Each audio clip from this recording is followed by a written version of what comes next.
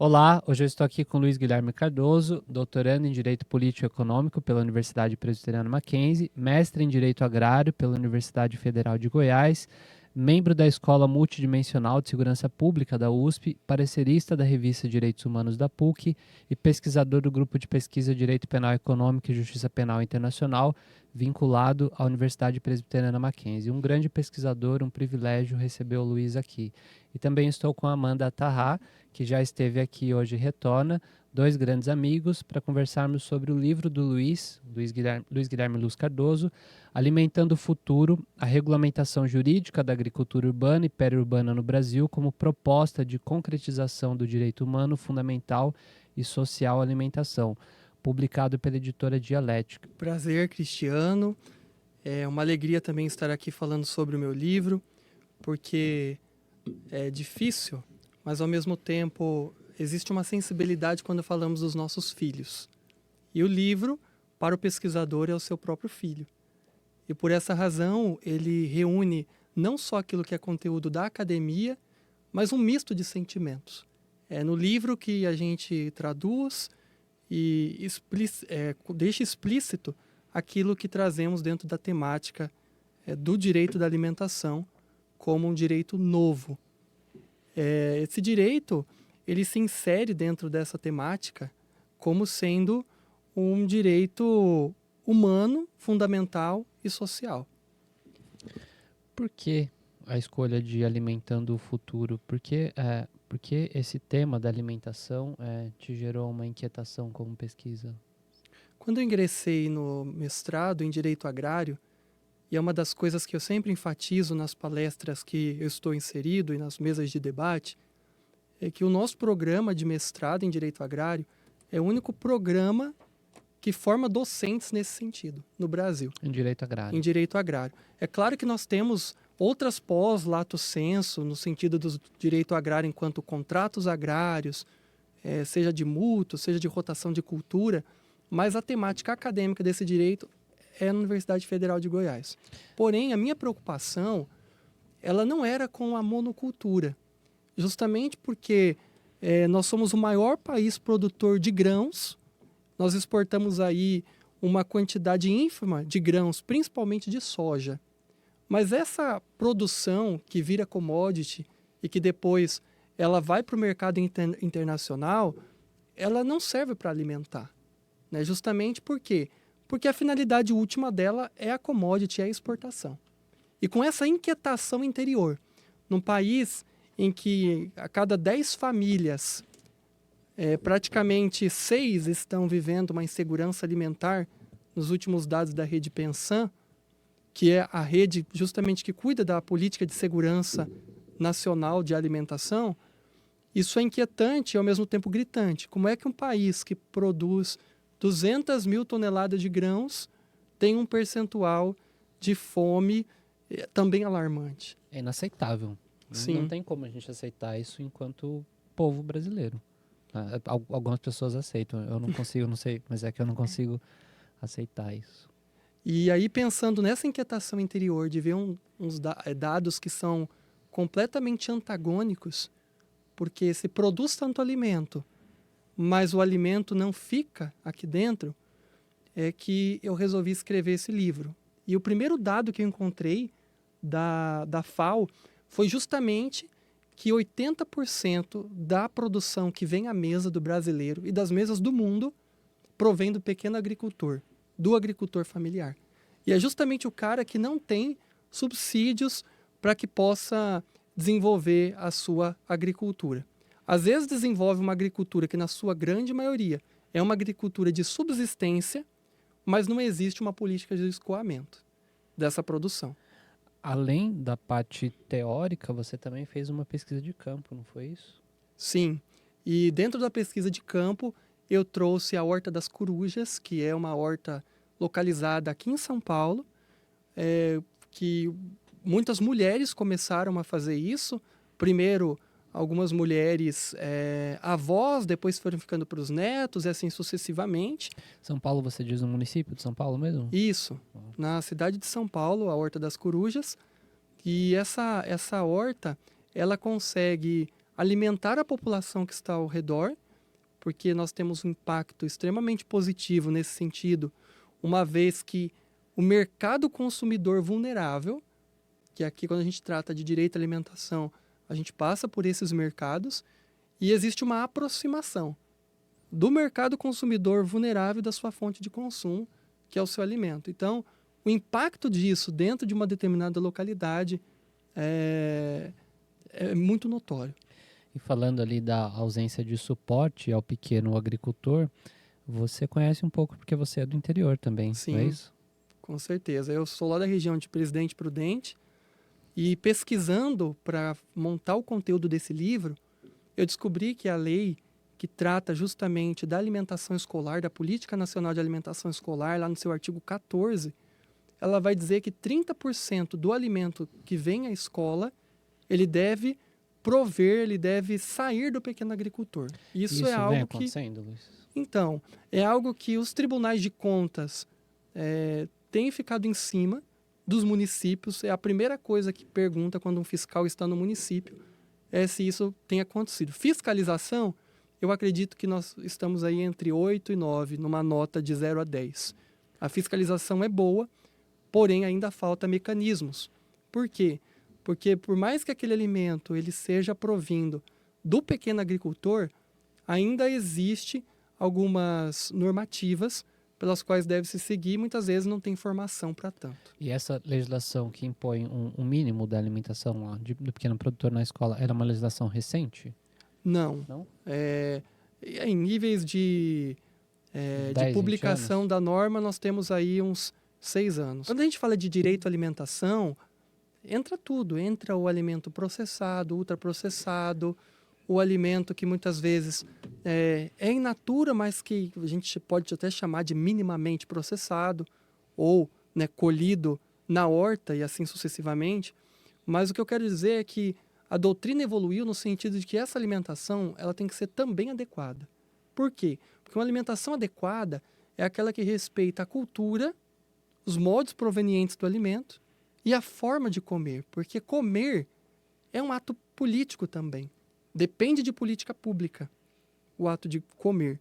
E com isso, existe até uma ação tramitando no STF a respeito da temática, justamente porque alguns uruguaios, irmãos nossos aqui do Mercosul, provenientes desse país e que estão vivendo no Brasil, eles não se adaptaram com a nossa farinha de mandioca comum. Então, para eles, é uma espécie de beiju, que não é a nossa mandioca comum. E, portanto, aquele alimento que é enriquecido com ácido fólico, que traz também o mesmo papel de um alimento lá do Uruguai, cumpre o seu papel no que tange o direito à alimentação. Mas ele não cumpre no que tange ao direito à alimentação adequada. Porque a alimentação adequada, ela respeita a cultura, a forma de preparo e a forma até de aquisição do próprio alimento. Exemplo, vou fazer uma provocação, Luiz. Enquanto criança, eu falo com muita tranquilidade. O cardápio da minha época da escola, eu sou muito grato mesmo por isso. Era o que tinha. Naquele momento, talvez o que o Estado conseguia proporcionar. Mas era ultraprocessado, entre salsicha, e eu lembro o arroz, assim, lembro até hoje, porque é aquele alimento de nostalgia, de infância. Eu estudei em escola municipal e é exatamente isso. Eu lembro até hoje do cardápio, só que diferente, a gente tinha muito acesso a repolho, legumes, suco de laranja, porque era uma escola municipal e havia essa preocupação nesse sentido. Então, e eu via lá muitas crianças, é até engraçado falar isso, que levavam Tupperware. Então, as crianças, quando era pequena, levavam um Tupperware, a comida era servida 9 horas da manhã e muitas vezes tinha criança que pedia para a tia da cozinha falar, olha, posso levar um pouco para casa? Porque senão eu não vou jantar. Nossa. Então, a minha escola era uma escola municipal e tinha muita preocupação nesse sentido. E essa temática de escola ainda é importante para a gente pontuar sobre as hortas que o Luiz falou, sobre a produção. Até a inclusão de hortas que são, a gente fala hortas pedagógicas, né? Perfeito. São de suma importância para a criança aprender desde cedo não só a plantar, ao cultivo, mas também para a criança ver a importância daquilo, ver um pouco sobre a gestão dos resíduos, sobre descarte, sobre ter contato com a terra, né? Que é muito o que falta, eu acho, hoje, que o contato com a terra é fundamental. Especialmente nas grandes capitais, né? Sim. Perfeito. Luiz, você, sobre essa questão da alimentação adequada, eu repito de novo a questão da salsicha porque foi a minha infância. Existe uma relação hoje entre esse alimento ultraprocessado e a questão do nosso desenvolvimento enquanto pessoa? Porque no caminho a gente estava conversando e você mencionou uma pesquisa acho que relaciona Perfeito. obesidade com... Sim, isso é interessante porque uma das instigações também que me levou na escrita do livro foi perceber que os níveis de obesidade no Brasil, eles crescem em proporção aos níveis de pobreza e de fome também. Então eu penso que como é que uma sociedade pode estar com fome, mas estar gorda na acepção do termo ao mesmo tempo? Então são dados totalmente antagônicos. Não é que os pobres, os vulneráveis na acepção não conseguem chegar ao alimento. Sim. Eles não conseguem chegar ao alimento bom, à comida de verdade. Mas eles têm acesso ao processado e ultraprocessado. E Eu isso adoro deixa, ultraprocessado. sim, isso deixa o Brasil entre os líderes de cânceres de intestinos no Sim. mundo, né? Porque é um alimento que ataca principalmente a parede do intestino e com isso causa doenças. E isso não só. Na última pesquisa que também da FAO, juntamente com a Rede Pensan, foi constatado a presença do glifosato, que é eu não gosto da palavra defensivo, porque eu acho que isso é atenuar. É atenuar algo que está em voga no mundo, que são os agrotóxicos, né? Então, não é um defensivo. Na verdade, é um prejudicial. E esse prejudicial, ele foi encontrado principalmente nesses bolinhos industrializados, que é o que vai no lanche das crianças. Também, esses processados, eles foram encontrados em hambúrgueres industrializados e principalmente na salsicha. Então, na lista que lidera e que muitas vezes tem o acesso fácil e rápido das populações vulneráveis, está a salsicha, o bolinho industrializado e o hambúrguer. E não é uma crítica ao consumo da salsicha, porque para muitas pessoas, às vezes é o que está disponível em termos de tempo também. Sim. Né? É outra coisa que está discutindo, né? Sim, o que a gente está discutindo, na verdade, é o direito à alimentação adequada.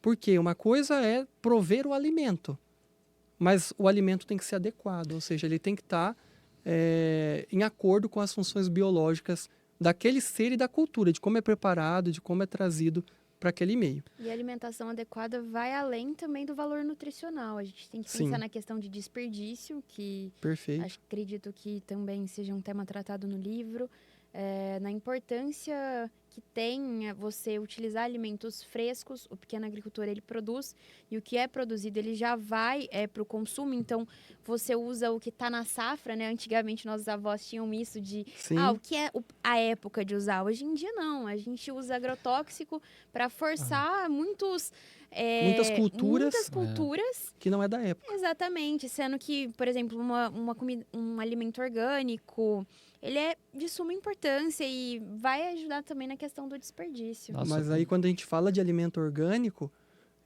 existe dentro do mercado uma seletividade muito grande. Por quê? Porque é um alimento caro. Caro. Sem dúvida. E quando ele chega à mesa, ele tem esse valor, é um valor nutricional legal, que traz benefício biologicamente falando, mas que para o bolso das populações vulneráveis custa muito. Você falando sobre a questão do bolso, Luiz, por exemplo, muitas pessoas sobrevivem hoje com um valor de renda muitas vezes abaixo do salário mínimo. Então, como levar a alimentação adequada para alguém que... Porque para muitas pessoas, boa parte, principalmente que moram nas capitais, a gente acaba imaginando que o nosso mundinho é o mundinho de São Paulo, ABC e grandes capitais. Esquece das regiões de interior. Todos aqui viemos de interior. Minha região, por exemplo, é uma região muito pobre. Sim. Você sabe disso. Então, como conseguir levar a alimentação adequada também diante dessa realidade ali econômica de algumas famílias? Seria por questões tributárias, talvez? Também. Eu acho que a grande máxima é que nós não temos uma cultura no Brasil de um Estado mínimo, que é um Estado que só garante aquilo que é a segurança, por exemplo, exemplo dos Estados Unidos. O nosso Estado, ele tem questões sociais. Eu não digo que a nossa Constituição seja uma Constituição social, porque ela também resguarda a propriedade que é A livre iniciativa. isso, a livre iniciativa como questões de capital. Porém, essa mescla que traz o direito anglo-saxônico, que traz outras fontes do direito, ela dá ao Estado subsídios para isso. Por quê? Quando a gente fala de um direito social, e depois o Cansado Trindade, os grandes processualistas como a professora Flávia Piovesan, vão defender que o papel do Estado não é simplesmente garantir. O Estado, ao mesmo tempo que ele promove uma política pública, ele tem que se abster das violações. Como é que o Estado se abstém das violações? Promovendo. Porque o direito à alimentação, ele entra na Constituição em 2010, pela emenda 64. Então, se formos pensar, é recente, é um direito novo. E é um direito que nós ainda estamos engateando e aprendendo a lidar com ele. E aí a doutrina vem falar de direito à alimentação adequada, vem falar de comida de verdade. Ah, mas por quê? Será que as outras comidas não são de verdade? E aí entra questões biológicas, fisiológicas e sucessivamente até de cultura, como eu já havia dito. Porém, a Declaração Universal dos Direitos Humanos, lá no artigo 25, ela já tratava do direito à alimentação. O Pacto de San José da Costa Rica, no artigo 11, também.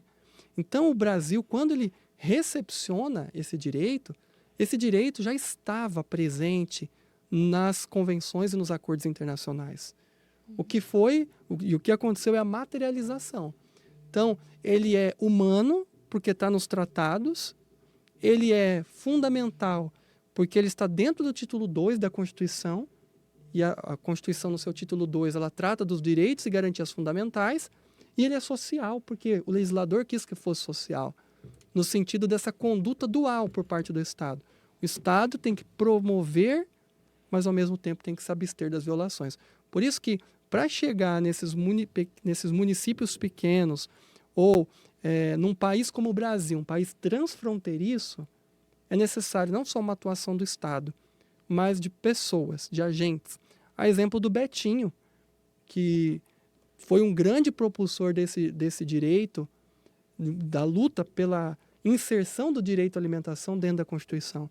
A exemplo da própria doutora Zilda Arnes, que é irmã do cardeal Dom Paulo Evaristo Arnes, dois grandes defensores dos direitos humanos, em especial do direito à alimentação, porque quando a Zilda lidera e ela chega no município de Florestópolis, no estado do Paraná, percebe que a mortalidade infantil de grande valia, que acontecia lá na época em números estarrecedores, era justamente por falta de uma alimentação adequada, porque tinha-se um alimento, então esse alimento não cumpria o seu papel nutricional também. E aí que a Zilda desenvolve uma farinha. Essa farinha era enriquecida com ácido fólico, era uma farinha que suplantava uma alimentação de qualidade. E ela também desenvolve o soro caseiro, numa mistura de água com sal, com uma colher de açúcar, e salva as crianças da mortalidade no município de Florestópolis. Então, a inserção desse direito dentro da Constituição, ela é fruto de uma luta. E uma luta que nasce a partir dos ativistas, que depois passa pelo poder público, pelo Congresso Nacional, e aqui falando de Câmara dos Deputados, Senado Federal, e que se torna lei. Então, por detrás de um rol de direitos que já se constava, como o direito ao transporte, ao lazer, o Ives Granda Martins, quando ele fala do direito à vida, um grande jurista renomado, ele fala que o direito à vida ele é pressuposto para a aquisição dos direitos. Eu acredito que se o direito à vida tivesse um irmão, uma irmã, seria o direito à alimentação. Porque se um é para a aquisição dos outros direitos, o outro, que é a alimentação, dentro desse livre sustento, é para a manutenção desses direitos. Que dentro ali de uma ideia de mínimo existencial, também a alimentação seria o mínimo dentro de um mínimo existencial. Mas a política pública, ela vem justamente para olhar para a norma e dizer que a norma não é suficiente. Porque a norma, ela vive sem a política pública. Ela vive. Nós temos normas aí que, dentro de uma classificação doutrinária constitucional, nós vamos falar de normas de eficácia plena, limitada, contida e etc. A norma vive, ainda que dentro de uma classificação doutrinária. Mas ela não, a política pública não vive sem a norma. Faz sentido, porque quem precisa se alimentar não está preocupado, né? Tem pressa. Tem pressa. É o que eu... Quem tem fome tem pressa. A gente já estava conversando no caminho ali, vindo para cá, sobre a questão do limbo jurídico. Daquelas pessoas que recebem alta médica previdenciária do INSS e o empregador manda voltar. E eu até estava conversando com a Amanda semana passada de uma situação dessa. Essas pessoas não estão preocupadas com um político A, B, C ou D, ou com a doutrina, o que a doutrina pensa, né? Quer saber, eu consigo o meu benefício para comer? É uma questão a finalidade última de todo o benefício. E aí eu entro até nos benefícios que os próprios governos criaram, dentre eles o programa Fome Zero, o programa Alimenta Brasil, que depois virou Alimenta Brasil, aí depois volta para o Bolsa Família, etc. Todos esses programas, eles têm como uma finalidade última a alimentação. Porque quando a gente pensa em alimentação, a gente só pensa na pensão alimentícia. Sim. Que, claro, que a sua finalidade última é a alimentação. E quando a gente pensa em pensão alimentícia, a gente pensa que é a única possibilidade que a gente tem uma dívida civil que admite prisão. O Pacto de San José da Costa Rica, ele tira aquela possibilidade do depositário infiel, que antes também era preso, e mantém essa questão do alimento. Por quê? Porque é uma necessidade premente para uma vida. Porque uma coisa é ter direito à vida, outra coisa é ter vida em qualidade. Para ter vida em qualidade, eu preciso de alimento. E aí entra o alimento in natura, o alimento saudável, que daí depois a doutrina, dentro do direito agrário, vai divergir um pouco. Mas eu trago uma possibilidade para isso no livro. E a possibilidade que eu trago são as hortas urbanas. Sim. Dentro de uma perspectiva que a Amanda também pode comentar do direito à cidade. Sim. E o quanto isso não só muda o paisagismo, como traz aí uma concretização para direitos básicos, né? O que seria isso, Amanda? Bom, o Luiz, ele traz justamente no livro dele essa preocupação e como a agricultura urbana ela seria viável num contexto que permitiria também a produção local, alimentos mais acessíveis, e isso está relacionado diretamente com a cidade. O campo e a cidade, eles têm uma relação que tem vários pontos de convergência e divergência, mas quando nós falamos em direito à cidade, não estamos falando apenas de normas ou de políticas públicas, estamos falando de o direito de transformar, né, a cidade. Perfeito. O Luiz falou da propriedade, da função social da propriedade, né? E nós sabemos que o poder público ele tem, ele pode impor medidas, né, para garantir esse interesse coletivo. E isso é de suma importância. Nós sabemos que a agricultura urbana, no contexto das cidades, ela depende do planejamento urbano, ela depende das legislações, né, ali. E quando a gente fala em agricultura urbana, a gente também nós estamos falando de uma população que cada vez mais está morando, residindo nos espaços urbanos, Sim. nas cidades. A urbanização ela está acontecendo e esse aumento na demanda das cidades, ela acaba por impactar as demandas de consumo de alimentos, as questões ambientais, de sustentabilidade, de moradia, de planejamento, né? E o Luiz sabe muito bem disso, que a gente escreveu um artigo Sim. de como era a gente falou muito disso, da relação dos povos e das comunidades tradicionais com o cultivar da terra, que é uma tradição muito antiga esse cultivar. Então, passa a questão de alimentar, passa nas questões também de direito à cidade e também de patrimônio cultural.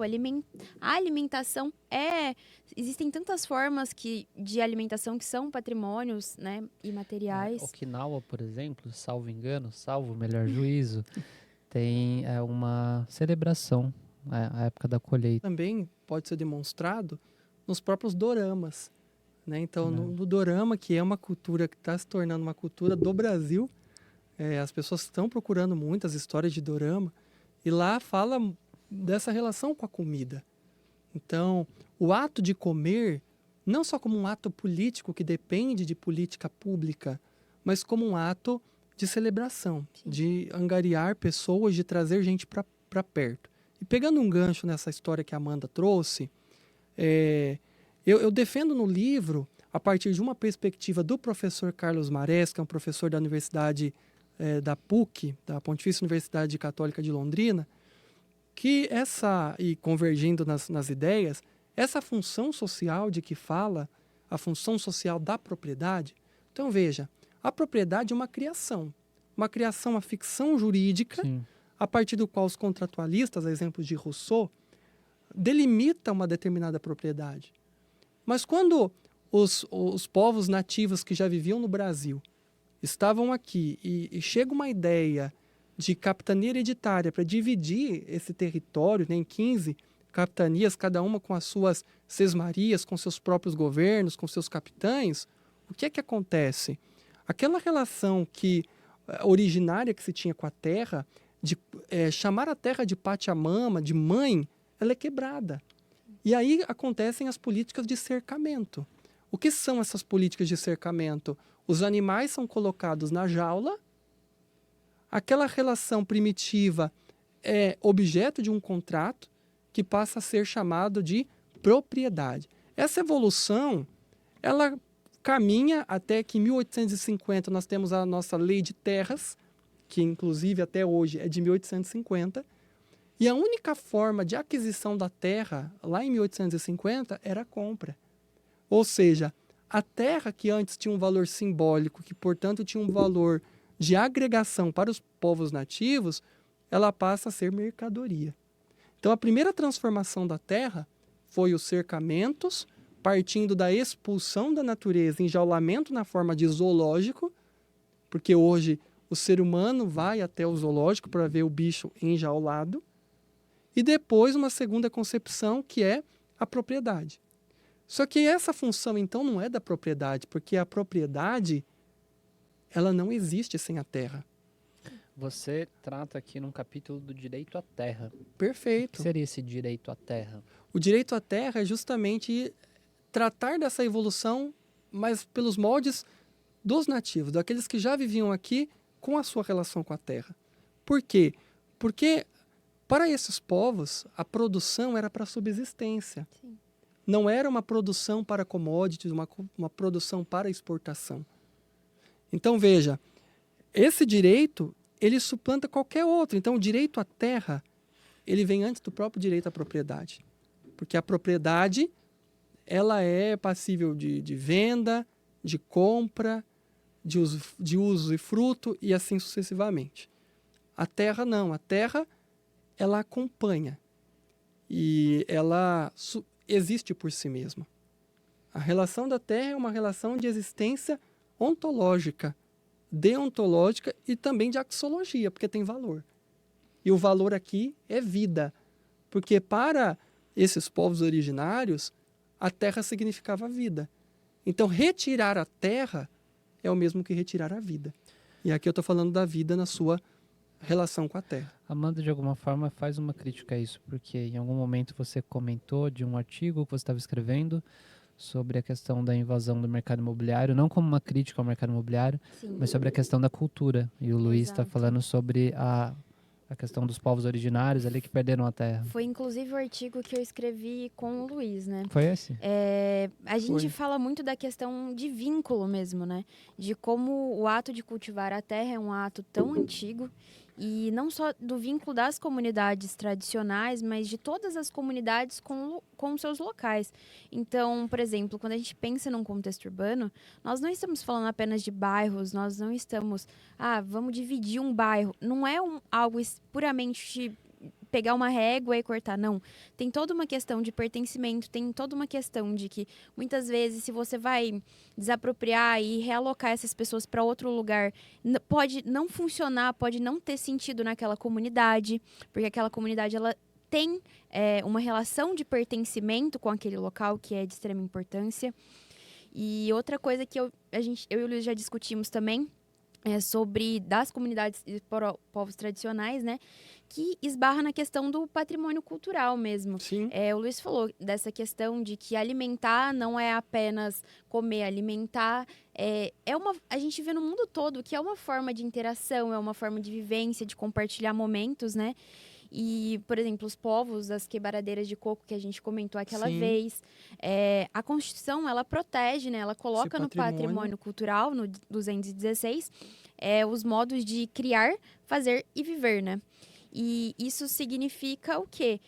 Que não é protegido não apenas a terra, mas cada cultura. O Por manejo exemplo, dessa terra. o manejo da terra, o ato de fazer uma tapioca, Perfeito. o ato das quebradeiras de E coco, aí de que entra o produção. direito à alimentação adequada. Exatamente. Cada povo tem a sua tradição, tem as suas características, e isso é muito único. Então, preservar a alimentação também é preservar esses modos de fazer tradicionais, preservar esse legado, resguardar o patrimônio, para que as pessoas possam também cada vez mais ver a cultura e difundir, né? E aí, o que eu percebi na minha pesquisa? Eu percebi que, na verdade, não era só a terra um obstáculo. O primeiro obstáculo é o direito à água. E quando a gente fala de água, a água ela é tratada como uma irmã do direito à alimentação. Teve uma discussão assim na Bolívia? Foi na Bolívia? Teve. Algum país que teve um conflito em relação à água, não teve? Sim, sim. Não me aprofundei, só vi.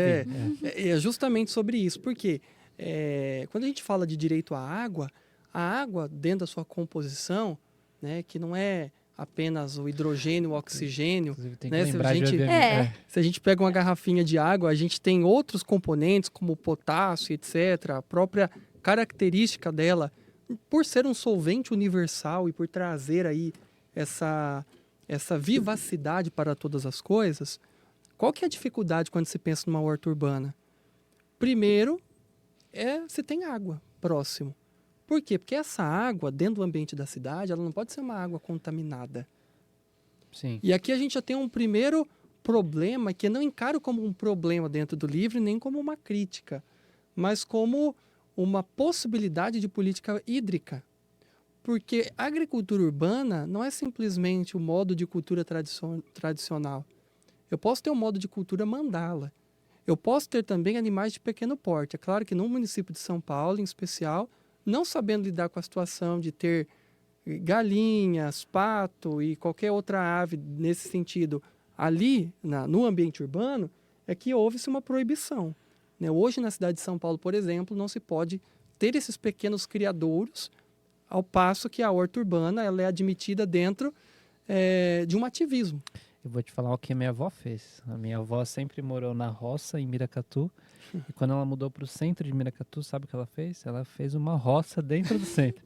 Levou galinha, tudo que ela tinha, fogão a lenha. E eu acho isso incrível, porque ela não conseguiria viver sem aquilo. Tá vendo? A relação do homem com a terra não é uma relação na sua origem, não é uma relação comercial, mas é uma relação de vida. Aqui, por exemplo, em São Paulo e no ABC, talvez isso não seria possível, né? Em razão dessa restrição que você disse. Sim. São Paulo eu não posso ter. Não pode. E alguns municípios também, aqui do ABC e também do Brasil. Mas o que é interessante, as pessoas não têm acesso à água, que é um direito básico. Né? Nós temos tratados e convenções sobre a água, e que o Brasil é signatário. E para uma civicultura, por exemplo, imagina a criação de peixes. Quantos metros cúbicos de água seriam necessários? Sim.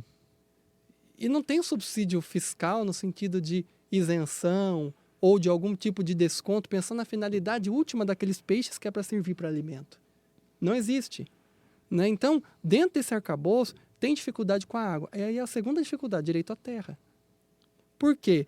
Porque a prefeitura ela pode ceder, e aí as formas para ceder um terreno público para realizar essa horta urbana é que eu discuto no livro. Será que vai ser por meio de uma concessão pública, ato unilateral, ou vai ser um comodato, a prefeitura vai emprestar um determinado terreno para ser feito ali dentro do empréstimo gratuito, Sim. as finalidades últimas daquela alimentação. E é engraçado que muitas pessoas desavisadas podem imaginar que você pode estar sugerindo tirar a terra de alguém, Não. né? E não é isso, né? Não é. Exatamente. A gente anda na cidade e vê vários terrenos desocupados e até que estão acumulando lixos, a questão da dengue, e que não estão cumprindo a sua função social. Então, a gente não está falando aqui de tirar a casa de ninguém, tirar a terra de ninguém. Nós estamos falando de dar uma utilidade pública, um interesse, colocar o interesse da coletividade em um espaço que não está sendo utilizado.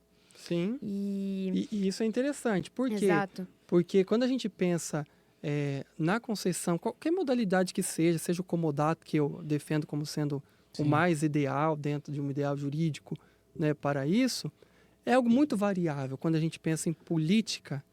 E aqui política não na sua politicagem, mas no sentido de fazer as coisas. Por Diálogo. quê? Isso, por quê? Pode ser que em um determinado candidato, seja X ou Y, depender da sua política de governo, exista uma certa restrição ou um não olhar para essas questões. Um cuidado. Isso. não E muito aí atento. pode ser que em 4 anos de mandato exista uma horta que nos próximos 4 ela deixa de existir. Isso é muito comum em São Paulo, não na paisagem urbana. Então mudou. isso é uma rotatividade que eu chamo no livro de rotatividade prejudicial. Porque eu não estou tirando uma cultura para colocar outra. Por exemplo, quando eu planto cana-de-açúcar, aquele solo ele fica tão empobrecido que para um outro vegetal ser plantado é difícil. E aí talvez venha a pergunta, mas como é que você está defendendo o direito à alimentação dentro da cidade para uma cultura de arroz ou de feijão? De feijão nem tanto, porque a gente tem algumas espécies como o feijão andu, feijão de corda, que dá para ser produzido. Nós vamos pensar no feijão comum, certo? Que não seja esses vegetais da cor verde, né? Mas o marrom. O que é que tem em volta de tudo isso? Precisa de grandes áreas, porque são culturas grandes.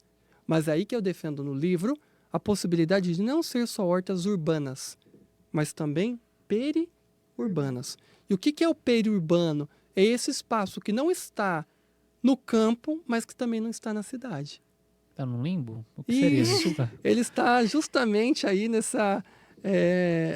nesse panteão intermediário pelas quais pode-se produzir grandes culturas. E quando a gente fala de horta urbana, a gente está falando de carboidratos de alta potência, como a mandioca, a própria batata doce, o feijão, que são alimentos que, dentro da nutrologia, a gente vai chamar de alimentos completos. Completos porque eles trazem uma gama de nutrientes que muitas vezes, e na grande parte, é o suficiente para ter uma alimentação adequada. Luiz, antes de iniciarmos aqui, eu estava batendo um papo com o pessoal aqui do estúdio. Inclusive, fica a dica para quem nos assiste, o melhor estúdio do Brasil. Pessoal da Pub, se eu não falar, depois puxa a minha orelha, mas de fato é o melhor, não tem melhor. E conversarmos, a gente estava conversando aqui, eu disse, olha, hoje os convidados, a Amanda já veio, o Luiz é a primeira vez que vem aqui, um tema bem interessante, porque além da alimentação, eu conversava aqui com o pessoal sobre o teu ponto de insegurança alimentar. E aí a gente conversava sobre isso, falou, poxa, muitas pessoas que vivem numa bolha não sabem o que é esse sentimento de insegurança alimentar. Talvez a pandemia deu um gostinho do que seria uma insegurança alimentar. Mas você pode esclarecer o que seria essa insegurança alimentar? Muitos sentem na pele. Sim, é o antagonismo daquilo que é o direito à alimentação. Por que é um conceito antagônico? Porque é quando o direito à alimentação não está sendo garantido. E quando a gente fala de insegurança alimentar, a gente não fala de uma pessoa que não come nada durante o dia. É uma pessoa que come, que tem uma determinada refeição, mas que aquela refeição não é suficiente para que os valores nutricionais diários sejam alcançados. Então não é necessariamente uma incerteza em relação à alimentação. Isso, não é uma incerteza, justamente porque a alimentação ela vai existir. Porém, às vezes existe o almoço, mas não existe o jantar.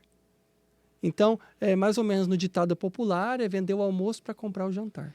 Para financiar o almoço do dia seguinte. Né? Isso. Nesse ponto é bem legal, você falando de situação de vulnerabilidade, isso esbarra também muito na questão da moradia. Em São Paulo a gente sabe a situação que é e apesar 40 de... mil, nós temos 40 mil pessoas hoje em São Exatamente. Paulo, nos últimos dados, morando na rua.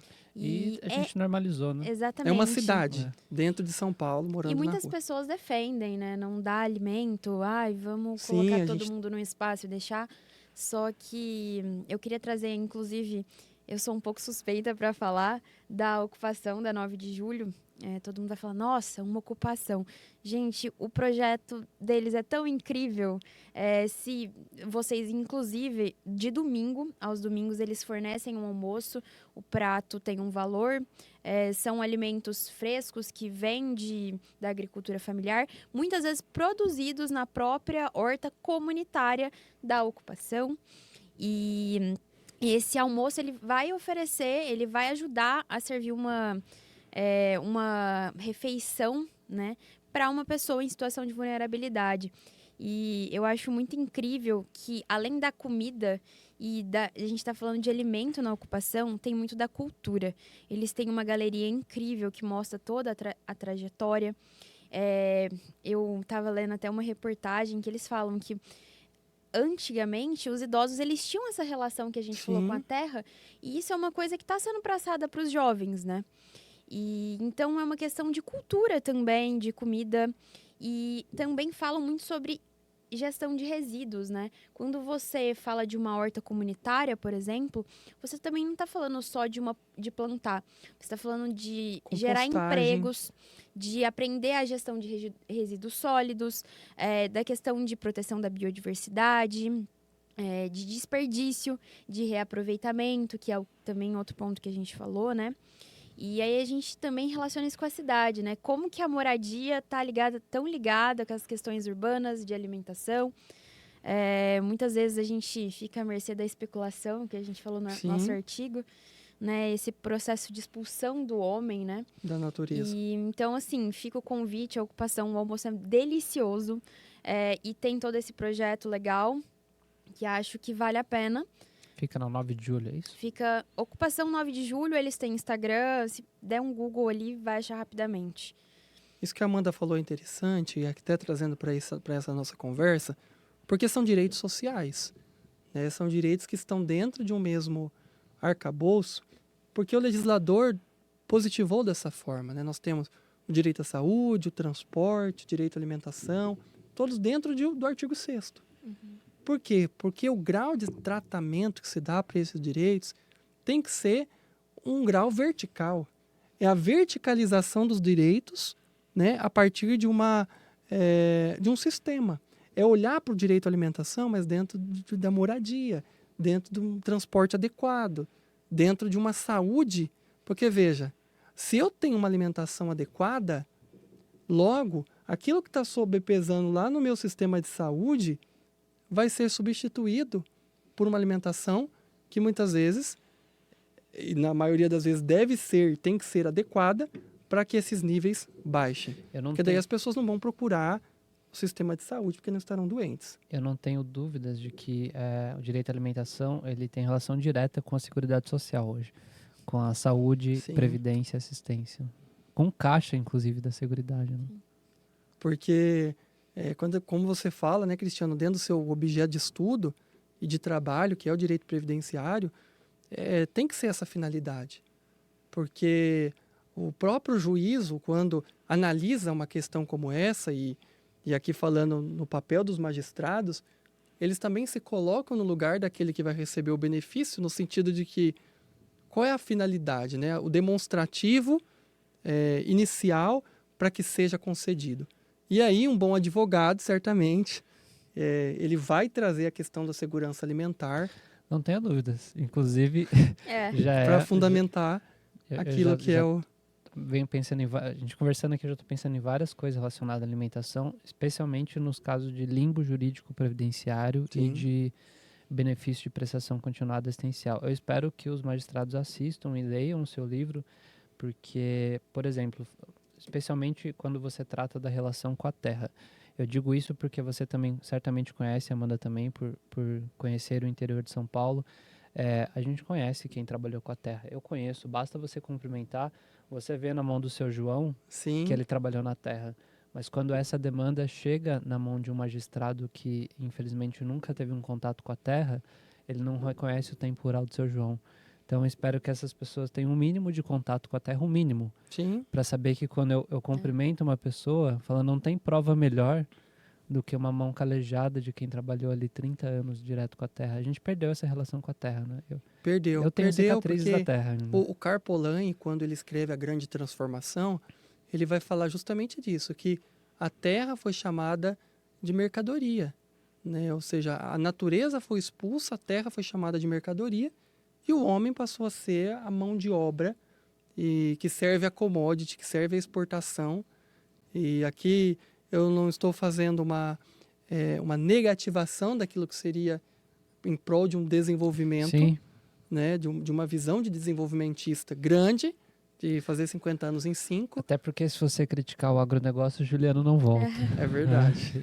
É que eu tava lembrando aqui agora, pensando nisso, da aula que eu tive com a professora Solange essa semana, que a gente falou de desenvolvimento e sustentabilidade. E ela apontou muito isso, que em desenvolvimento engloba o crescimento econômico, mas não só o desenvolvimento econômico, né?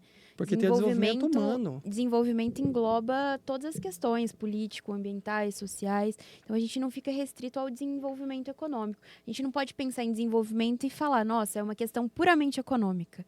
Desenvolvimento não é isso, né? Desenvolvimento. Luiz, inclusive, a gente conversou sobre outro ponto debatendo ideias sobre a política nacional de agricultura urbana. Exato, Uma lei nova, que não existia. novíssima. De quando?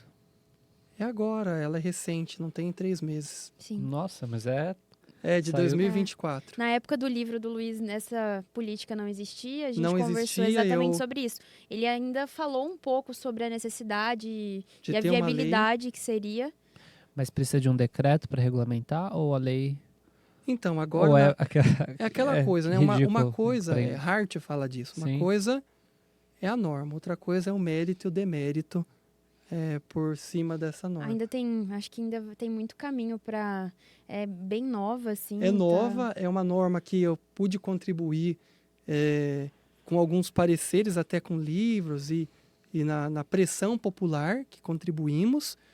E eu acredito que uma norma bem estruturada em matéria de direito à alimentação e de agricultura urbana é uma norma que traz a possibilidade de aquisição de terra, que traz a possibilidade de aquisição de direito à água, que permite a escoação, o escoamento do alimento plantado e que, em contrapartida, traga renda para o pequeno agricultor.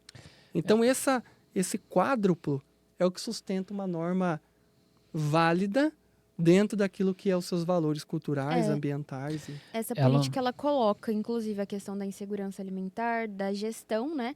Então, a gente fala em agricultura, a gente fala em meio ambiente, então ela traz essa questão da gestão dos resíduos, descarte e do processo de distribuição, enfim, dos alimentos, né? Essa lei federal nova, ela não vai esbarrar em situações com o Estatuto da Cidade, plano diretor, vai enfrentar esses... Na verdade, ela ressignifica tudo isso, né? Porque o Estatuto da Cidade, ele prevê também a função social. Sim. Então, se a gente pensa na propriedade no todo, vamos pensar na Constituição enquanto um sistema que é um sistema.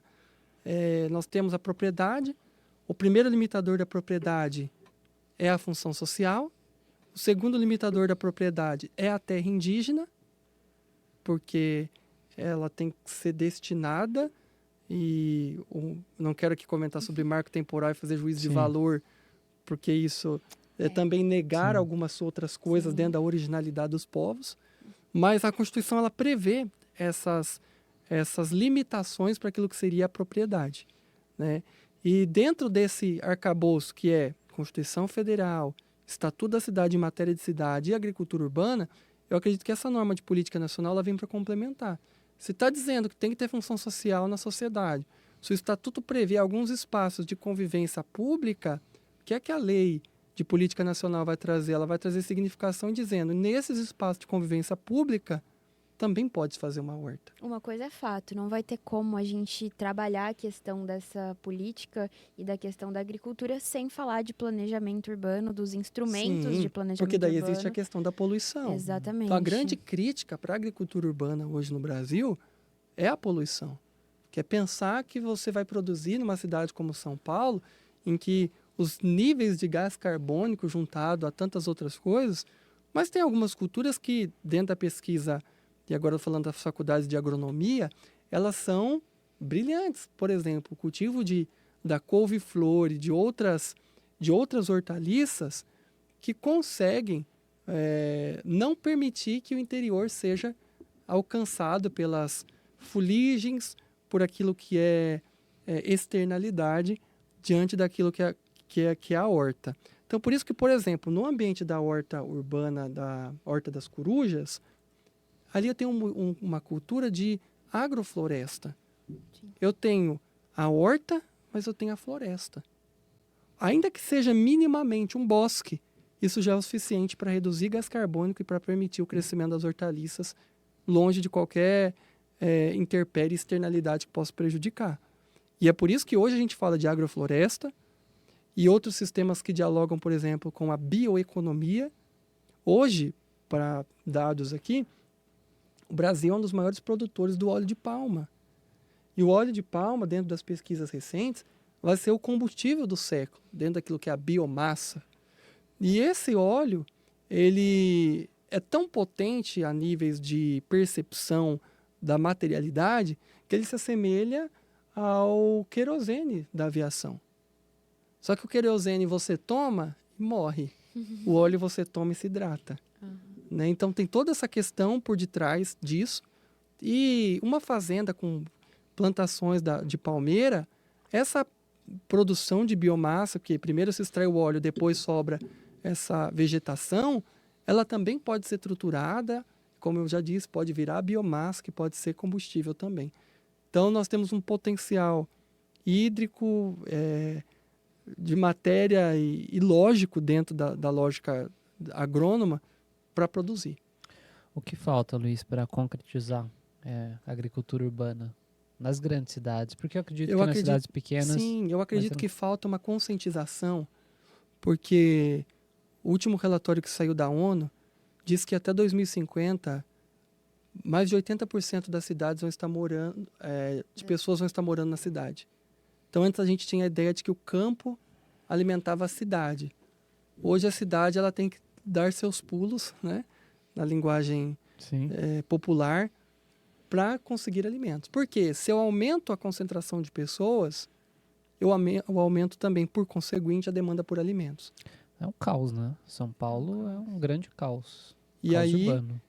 Para mudar uma realidade, por exemplo, como Paraisópolis ou qualquer outra comunidade, eu costumo dizer que os líderes comunitários, eles têm a faca e o queijo na mão. Para pressionar o legislativo, por exemplo. Isso, e com isso fazer com que um determinado espaço tenha uma horta urbana e diminua a realidade ou mude a realidade daquela comunidade. Porque isso precisa ser inserido na discussão do plano diretor. Sim. Exatamente. Né? Mas a dificuldade é que o plano diretor não é para todas as cidades, né? Sim. Então a norma prevê uma quantidade mínima de habitantes e muitas vezes a consciência, eu acho que ela antecede o próprio plano diretor, né? Então a consciência coletiva de que é necessário produzir e viver como fruto da produção, tal como era lá atrás, uma agricultura que não é apenas para exportação, mas de subsistência, eu acredito que seja o caminho.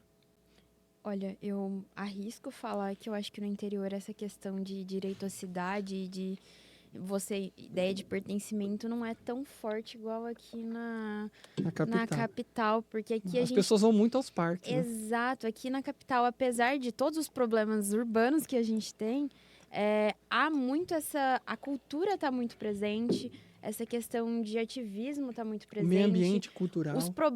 Do mesma forma que muitas pessoas moram em uma situação muito boa aqui em São Paulo, fica evidente a qualquer passo que você dá na rua a desigualdade. Liberdade, Bom Retiro, Ciro Libanês, é gritante. Não estou falando que no interior não tem isso, Sim. que não é discutido. eu reparei, principalmente a vida acadêmica, de quando eu estudava no interior, que a preocupação e a discussão, ela é muito mais... ela está muito mais presente nas Sim, grandes porque cidades. quando aumenta a população, a vulnerabilidade também cresce, porque a gente está falando de um direito que é coletivo, que é Sim. social, e por isso vai demandar uma maior pressão do judiciário. A gente sabe que o juiz é inerte, né? O juiz está ali, o Estado está ali sentado num trono, Sim. e enquanto não tivermos pessoas para cutucar o Estado ou para lembrar o Estado de que o dever dele não é apenas proteger, mas promover, e aqui sempre dentro dessa conduta dual, e quando a gente fala de pensão alimentícia, a gente fala de dualidade, né? A gente tem que ter aquele binômio, necessidade. Por quê? Porque se não tiver, a gente pode correr o risco aí de não conseguir uma política tão adequada. Então tem que ter pessoas para fazer isso. E essa consciência é algo de despertar. Porque veja, se você tem um menino, o Joãozinho está na escola, eu gosto sempre desse exemplo, está lá na escola, e ele não consegue prestar atenção, ele não faz uma equação de segundo grau, e a professora dá 0 para o Joãozinho, e ele, pela progressão continuada, implantada no Estado, se ele não aprendeu na quinta, ele vai aprender no terceiro colegial, Ou na faculdade. ou na faculdade. O que é que acontece? Ele não teve as suas causas investigadas, porque, na verdade, o que ele tinha era fome. E uma pessoa com fome não consegue fazer uma equação de segundo grau. A minha irmã é professora e durante a pandemia, um ano antes da pandemia, 2019, ela deu aula em uma cidade de uma região de zona rural. E eu lembro que ela comentou comigo, minha irmã tem um coração muito forte diante das crianças, ela comentou que a pandemia ela afetou muitas pessoas, mas para as crianças naquela situação de escola de zona rural, ir para a escola significava alimentação.